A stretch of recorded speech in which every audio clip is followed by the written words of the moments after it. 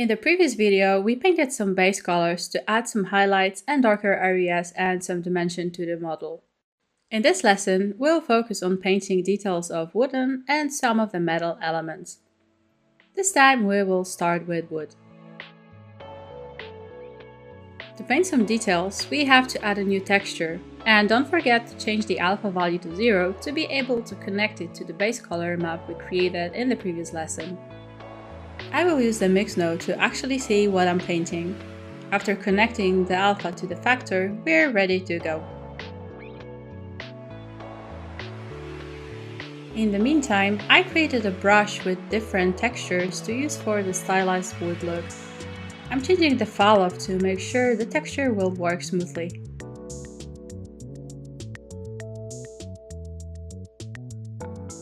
I will use a stencil to easily paint the wooden details, and painting them by hand would take too much time, but instead we can learn how to use textures for painting more.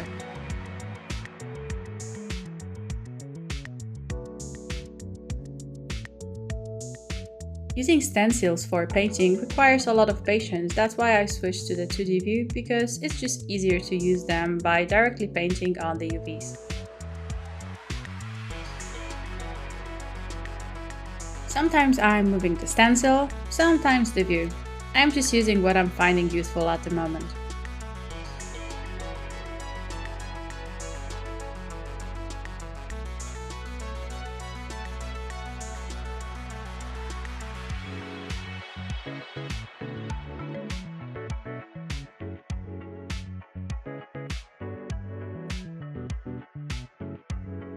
And after a very short time, we have a nice wood base to paint on top later. I will now repeat those steps for the rest of the wooden elements.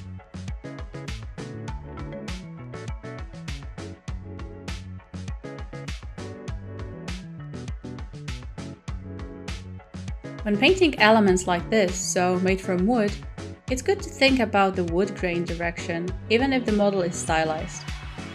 I thought for this model it should be rotated along the mesh like it was made from small planks.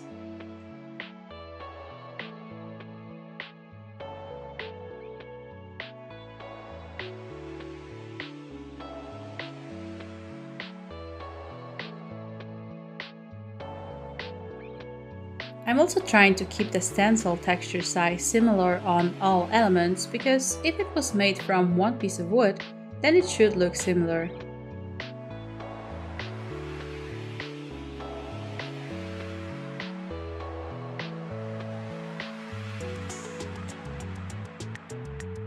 If I'm seeing some areas that are empty, I'm using the stencil again to paint some more details there.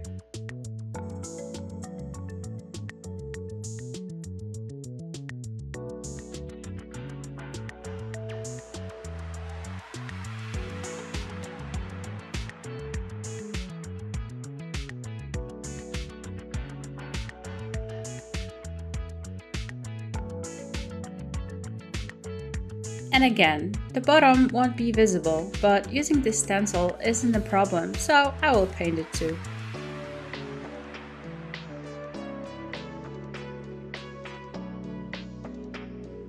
I'm using the stencil to paint front and back parts of the side elements too. They look a bit wonky, but I will blur them out a bit.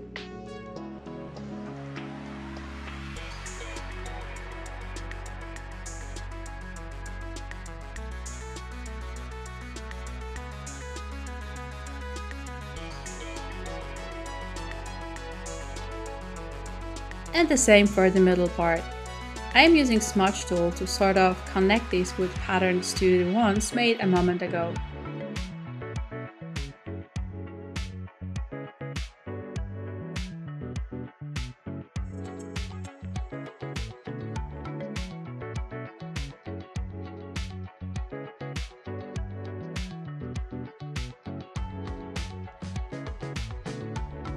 And I need to remove the texture from this part because it was projected when I was painting the sides. You can use the eraser in your pen or erase alpha from brush blending type.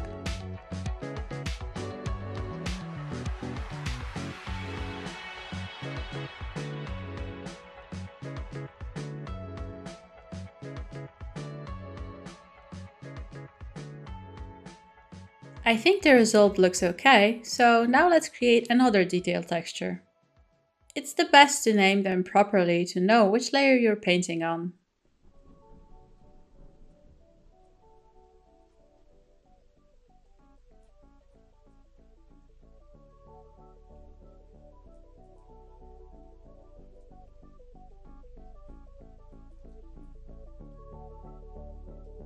Here you can see that I placed the new details texture after the first one and I can paint over it.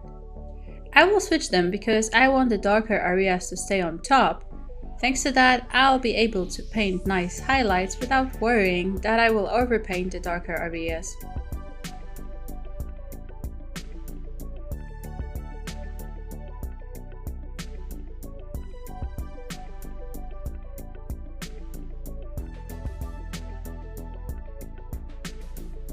And now I will add some highlights to add some dimension again. The lighter areas will make it look more 3D without adding to geometry. I'm also trying what will work best, so I'm painting some strokes and removing them.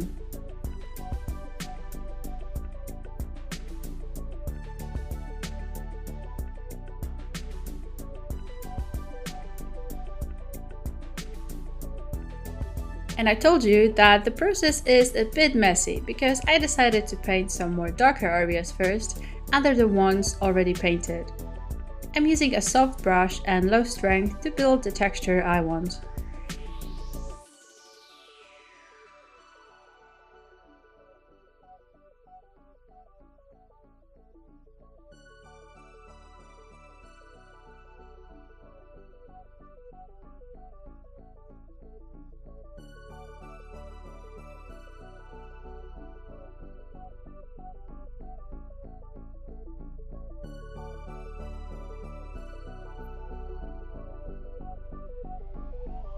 Don't worry if you see the painted texture not blend perfectly with the layer underneath.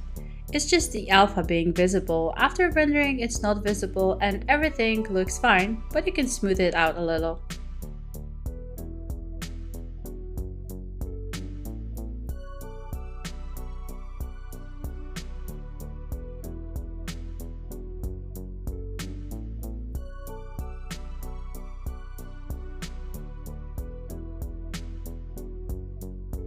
Now adding a little bit of highlights to the top, and we can start painting the fine lines around the darker color. It will give the illusion that the texture is not flat.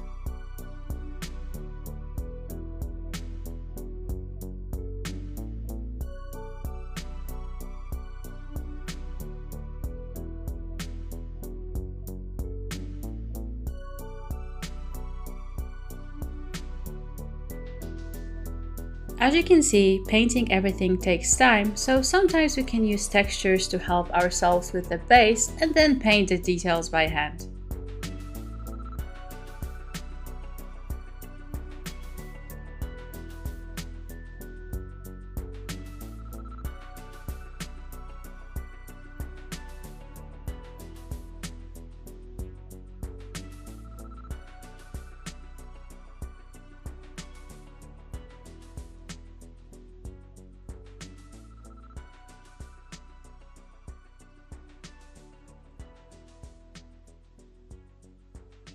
Still going around the main element, but it's close to finish.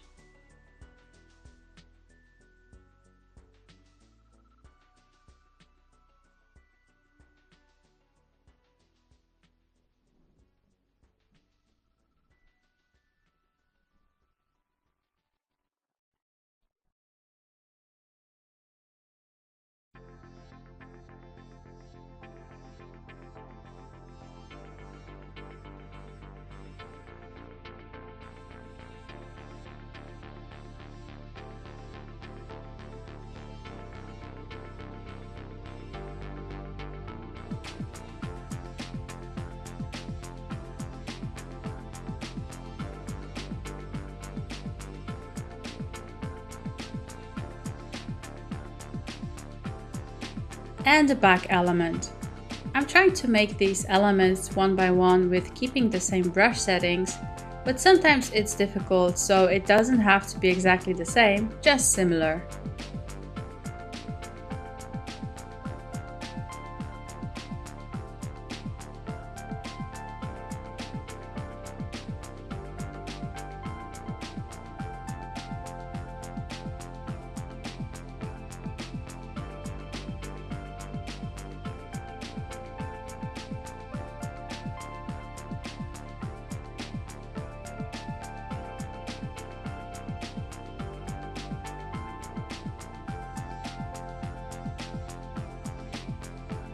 coming back with even more touch-ups.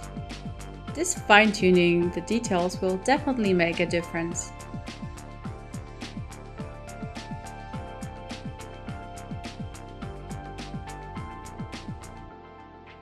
I forgot to mention that I will link the resources I'm using. For the wood, I found a nice free pack of the few textures with different stylized wood details.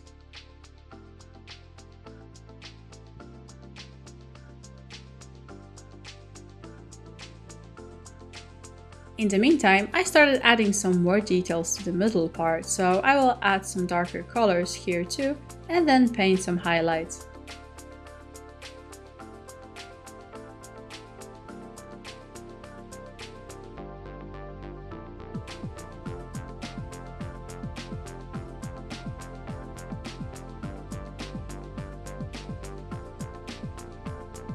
Jumping back to the side element and repeating the process.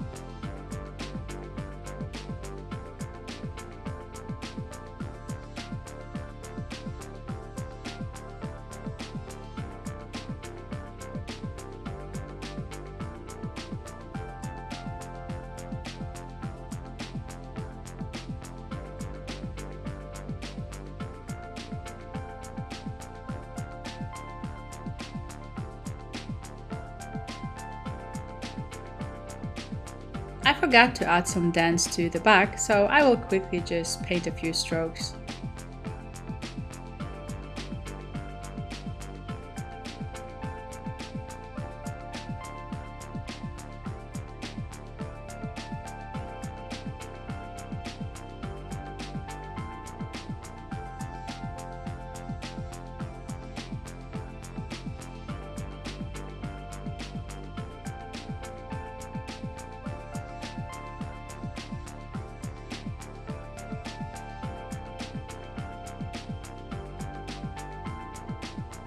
It's probably not necessary, but I painted the bottom of the middle part because it was just satisfying, so why not?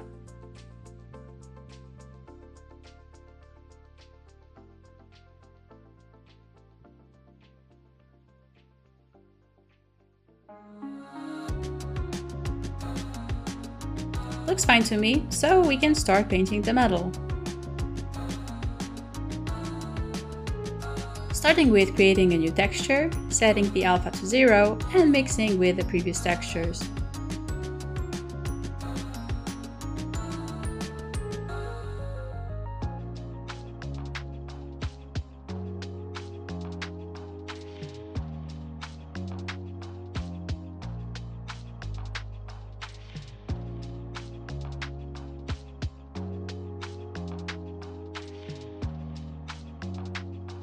And we'll deal with the problem we had when we were painting the base texture. I will paint this area red to see where I need to look.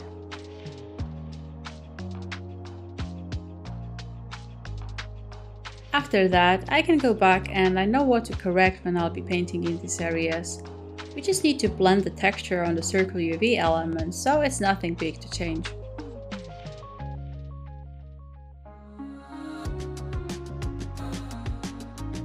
Now I will paint all the metal edges with a smooth and small brush and a bright color. It will add an illusion of edge damage, especially with some dents we'll use later.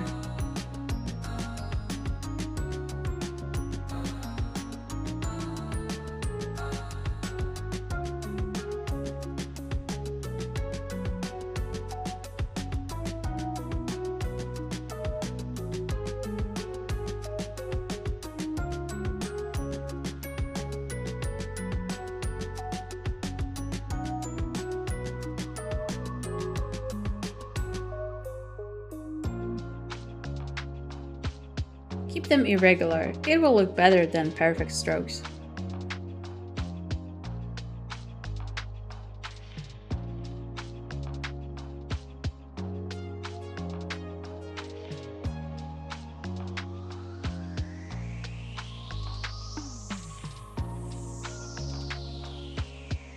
The edges can also have a various thickness, so experiment with the brush size and fall-off. I like to paint another layers on top to add more color. I have the accumulate option turned on too, what makes it a little bit easier, so I don't need to paint one stroke hundreds of times, but just a few, and the result is looking okay.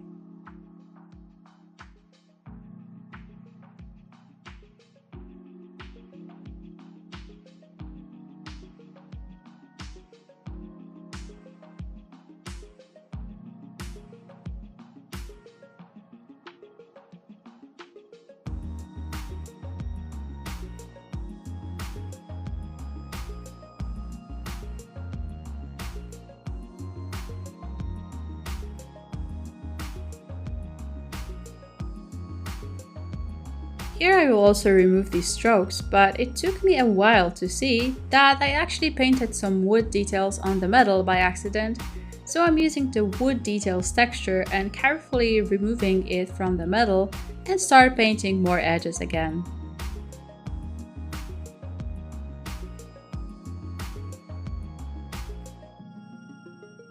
I didn't change the normal fall-off, and you can see that it is possible to paint on these hard edges, but sometimes I need to rotate the model to get the result I want. Not a big deal. Removing the wrong strokes from the areas that normal fall-off caused the texture to stretch over the wrong face is just a part of the process and you won't avoid it.